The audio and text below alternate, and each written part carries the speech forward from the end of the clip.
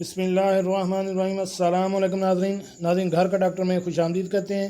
आज की हमारी वीडियो का मौजू गुर्दे की पथरी, यूरिक एसिड और पेशाब की नाली की इन्फेक्शन के लिए शरबत इस्तेमाल किया हम करें और इसके इस्तेमाल का तरीका क्या है, इस पर अभी हम तफसील से बात करते हैं।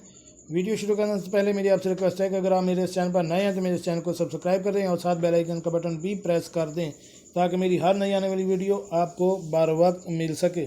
जी नाज़रीन, गर्मियों में अमूमन यह देखा जाता है कि पानी का हम जितना भी इस्तेमाल करें, पसीना आने के साथ साथ पानी का अखराज जो वो ज़्यादा हो जाता है, जिसकी वजह से हम पानी जिस्म में पूरा ना होने की वजह से अमूमन पेशाब रुक कर आता है, जलन के साथ आता है और इसके साथ बहुत पेन होती है, जिसके लिए मरीज़ बहुत तंगी महसूस करता है। तो उसके लिए ये फेडरल कंपनी का बेहतरीन सिरप जो है वो फेडरॉल का है।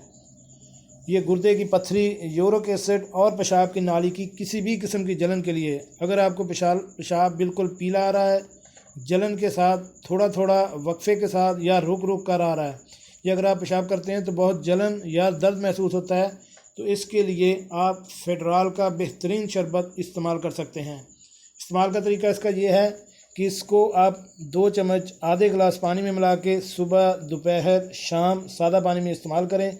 इसकी एक खुराक से ही आपका जो है पेशाब रुक रुक कर आ रहा है, जलन के साथ या पीले रंग का आ रहा है, वो इंशाल्लाह एक खुराक से ही बिल्कुल साफ़ हो जाएगा और किसी भी किस्म का आपको दर्द नहीं होगा।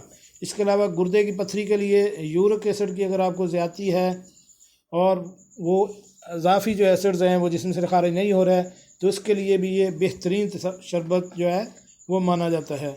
इसके अलावा पेशाब की नाली की हर किस्म की इन्फेक्शन के लिए इसको इस्तेमाल किया जाता है। ये किसी भी साइड इफ़ेक्ट के बगैर और किसी भी स्पेशलिस्ट के मशवरे के बगैर आप इस्तेमाल कर सकते हैं।